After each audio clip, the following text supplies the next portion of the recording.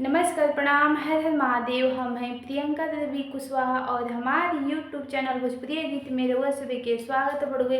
रोज सुबह के बीच में फिर से हम शिव चर्चा भजन गीत लेके हम आ गए बनी। गीत के पूरा जरूर सुनम जा, वीडियो को लाइक से जरूर कर जा। अभी तक ले चैनल के सब्सक्राइब नहीं कर ले तो चैनल का भी सब्सक्राइब जरूर कर ले जा। कमेंट बॉक्स में लिख के भेजम जा हमारे गीत कैसा लागल है। आ गीत के कहाँ से सुना तनी जा, हर हर महादेव लिख के भेजल मत भूलम जा। तो चलिए रोज सुबह के हम गीत सुनावतनी।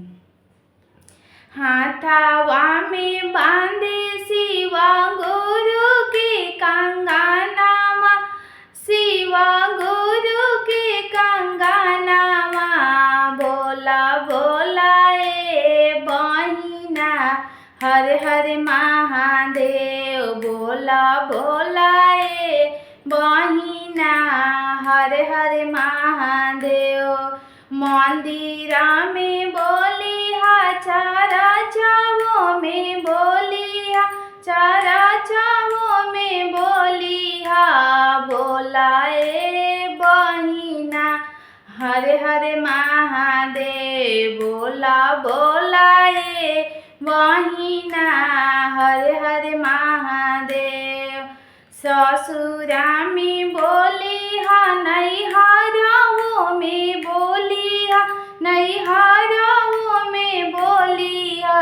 बोलिया बोलाए बहिना हर हर महादेव, बोलिहा बोलिहा ए बहिना हर हर महादेव।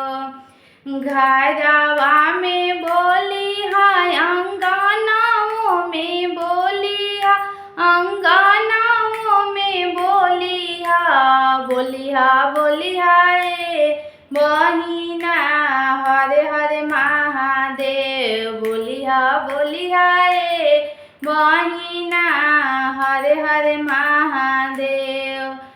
गाँवा में बोलिहा सहरियों में बोलिहा, सहरियों में बोलिहा।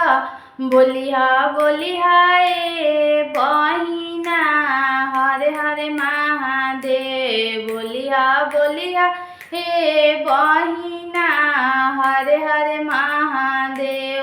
हाथावा में बांधे शिवा गुरु के कंगनावा, शिव गुरु के कंगनावा।